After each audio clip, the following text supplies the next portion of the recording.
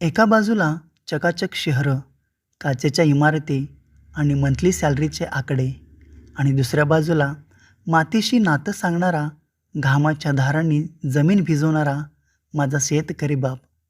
पण आज कथा एका बापाची नाही, तर एका अशा मुलाची आहे, ज्याचं आयुष्य एका शिक्क्यामुळे थांबलंय. त्याचं नाव आहे रायबा. वय 38 वर्ष. कपाळावर आट्यांची जाळी आणि डोळ्यातून ओसंडून वाहणारी निराशा. ज्या वयात दुसऱ्या मुलांची मुलं शाळेत जाऊ लागतात, त्या वयात रायबा आजही लग्नाच्या बाजारात उभा होता. पण त्याला कुणी खरेदीदार मिळत नव्हता. कारण त्याच्याकडे फ्लॅट नव्हता, एसी ऑफिस नव्हतं. त्याच्याकडे होती ती फक्त 10 एकर काळी आई. आजच्या काळात शेतकरी मुलगा असणं हा जणू काही सामाजिक गुन्हा झाला आहे. शिक्षण असूनही, 10 एकर बागायती जमीन असूनही रायबाला गुन्हेगारासारखी वागणूक मिळत होती. आजच्या मुलींना आणि त्यांच्या पालकांना जमिनीचा तुकडा नकोय, तर त्यांना शहरातल्या सिमेंटचा ब्लॉक हवाय. रक्ताचं पाणी करून सोनं पिकवणारा हात कुणालाच नकोय, तर कीबोर्डवर बोट फिरवून महिना अखेरीस पगार जमा करणारा हात हवाय. लग्नाच्या बाजारात रायबाचं कष्ट, त्याची माणुसकी आणि त्याची श्रीमंती कष्ट समान होती.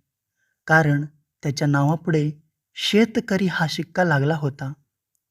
38 वर्षाचा हा तरुण आज स्वतःच्याच घरात एका उपेक्षिताचं आयुष्य जगत होता, जेथे त्याच्या कष्टापेक्षा त्याच्या ब्रँड व्हॅल्यूची किंमत शून्य ठरली होती. दिवस कडक उन्हाळ्याचे होते. रायबा आणि त्याचे वडील विठ्ठलराव एका सुशिक्षित मुलीकडे सोयरीक पाहायला गेले होते. मुलीचे वडील एका बँकेत मॅनेजर होते. घर कसं आरशासारखं चकाकत होतं. गप्पा सुरू झाल्या, पण त्या गप्पा नव्हत्या, तर ती एक उलट तपासणी होती. मुलीचे वडील म्हणाले, "विठ्ठलराव, बुरा मानू नका, पण पोरगा शेती करतोय हे म्हटल्यावर आमची मुलगी जास्त चिडली होती. तरी आम्ही म्हटलं, बघू तरी एकदा. पण पोरगा 38 वर्षांचा झालाय. आत्तापर्यंत काय करत होता?" विठ्ठलराव खाली मान घालून म्हणाले, "नाही साहेब, घरच्या ओढग्रस्तीमुळे आणि बहिणींच्या लग्नामुळे याला स्वतःकडे बघायला वेळच मिळाला नाही बघा. आता सगळं स्थिर स्थावर झालंय." तेवढ्यात मुलगी हॉलमध्ये आली आणि डायरेक्ट ती रायबाला म्हणाली, "हे बघ रायबा, मला स्पष्ट बोलायची सवय आहे. मला शनिवार आणि रविवार सुट्टी लागते. मला फिरण्याचा वेळ आहे.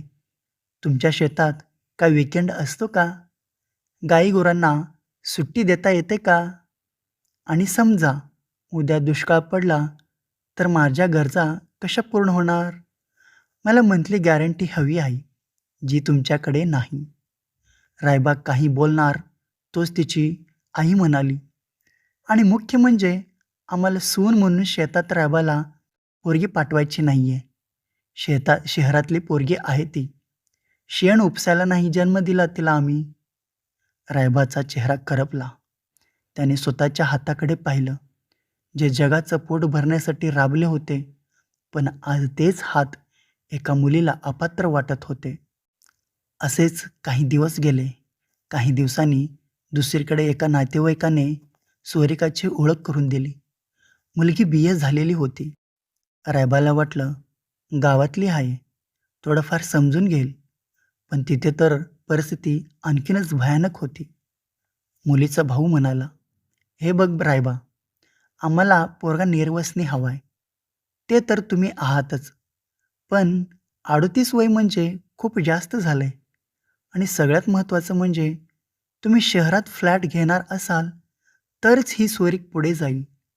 कारण माझ्या बहिणीला शेतात राहायची लाज वाटते.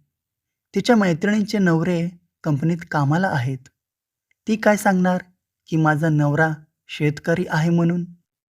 रायबा म्हणाला, "पण भाऊ, शेती करणं हा काही गुन्हा आहे का?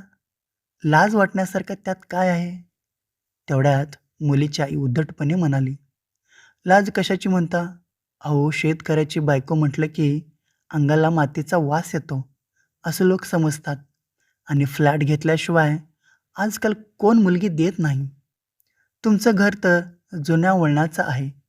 तिथे आमची पोरगी कशी राहणार? रायबाला जाणीव झाली की लोक त्याच्या स्वभावाकडे किंवा कष्टाकडे बघत नव्हते, तर ते फक्त त्याचा बँक बॅलन्स आणि दिखाव्याकडे बघत होते. घरी आल्यावर रायबाने त्याचे वडील ओट्यावर बसून शून्यात नजर लावून होते. आई कोपऱ्यात बसून पदराने डोळे पुसत होती. शेजारच्या बायका टोमणे मारत होत्या. "काय गं, अजून पोरगा घरीच? आता त्याचं वय उलटून गेलंय. आता तर कोण देणार मुलगी त्याला?" आई म्हणाली रायबाला, "रायबा, माझ्या नशिबात सोन्याचं तोंड बघणं नाहीये वाटतं. लोक आम्हाला हसतात रे. तुझा दोष काय आहे त्यात? तू फक्त शेती करतो, हीच तुझी चूक आहे का?" विठ्ठलराव फक्त एवढंच म्हणाले, "माझ्या पोराचं आयुष्य माझ्या डोळ्यादेखत मातीत मिळालं. यात माझं म्हातारपण संपलं." त्या दिवशी रात्रीचे 2 वाजले होते. जगासाठी शांतता होती, पण रायबाच्या डोक्यात विचारांचं वादळ होतं. तो घरातून बाहेर पडला आणि आपल्या विहिरीपाशी गेला. विहिरीचं पाणी काळंशार दिसत होतं. त्याला वाटलं, आता यात उडी घेतली की सगळे प्रश्न संपतील. लग्नाचे टोमणे, आईचे अश्रू, वडिलांची झुकलेली मान, हे सगळं काही शांत होईल. त्याने विहिरीच्या काठावर पाय ठेवला. त्याने डोळे मिटले. तोच उडी मारणार तेवढ्यात त्याला आठवलं, गेल्या उन्हाळ्यात जेव्हा तो शेतात बेशुद्ध होऊन पडला होता, तेव्हा त्याचे 65 वर्षांचे वडील त्याला खांद्यावर टाकून दवाखान्यात धावून गेले होते. त्याला आठवली त्याची आई, जी आजही त्याच्यासाठी गरम भाकरी वाढून त्याची वाट बघत असते. जर मी आज मेलो, तर या 2 वृद्धांचा आधार कोण? लोकांच्या नजरा तर त्यांना जिवंत मारून टाकतील. माझ्या आत्महत्येचा डाग घेऊन ते कसे जगतील? मी शेतकरी आहे. संकटाशी लढणं माझ्या रक्तात आहे. मग आज मी पळपुट्यासारखा काय वागतोय? त्यानेही मागे पाऊल घेतलं. त्याने बाटलीतलं विष शेतातल्या तणावर टाकून दिलं आणि ती रिकामी बाटली लांब फेकून दिली. त्याने गुडघे टेकले आणि शेतातल्या मातीचा मुका घेतला. मी शेतकरी आहे. ही माझी ओळख आहे. माझी चूक नाही. जग मला स्वीकारो किंवा नाकारो. मी माझ्या आई-वडिलांसाठी आणि काळ्या आईसाठी शेवटपर्यंत लढत राहीन. तो पहाटेच्या सुमारास घरी परतला. आई जागीच होती. त्याने तिच्या पायाला स्पर्श केला आणि म्हणाला, "आई, काळजी नको करू. तुझं हे पोरगं वाघ आहे. कोणाच्या नकारामुळे मरणार नाही." पुढची 2 वर्ष रायबा जणू गायबच झाला.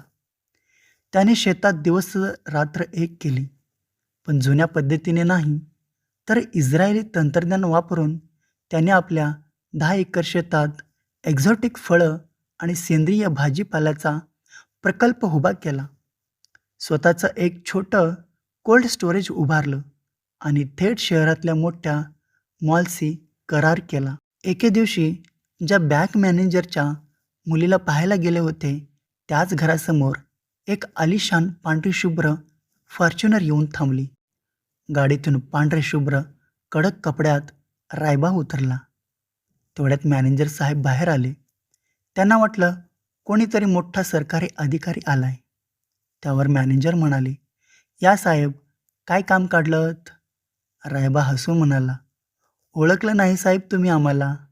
मी तोच शेण उपसणारा रायबा. आज तुमच्या बँकेत आलो होतो. माझ्या नव्या ॲग्रोटेक स्टार्टअपसाठी 5 कोटींची फाईल मंजूर झाली आहे. त्यावर तुमची सही हवी होती." मॅनेजरचा चेहरा पाहण्यासारखा झाला होता. तेवढ्यात त्याची मुलगी बाहेर आली. त्याने रायबाची गाडी आणि त्याचा रुबाब पाहिला.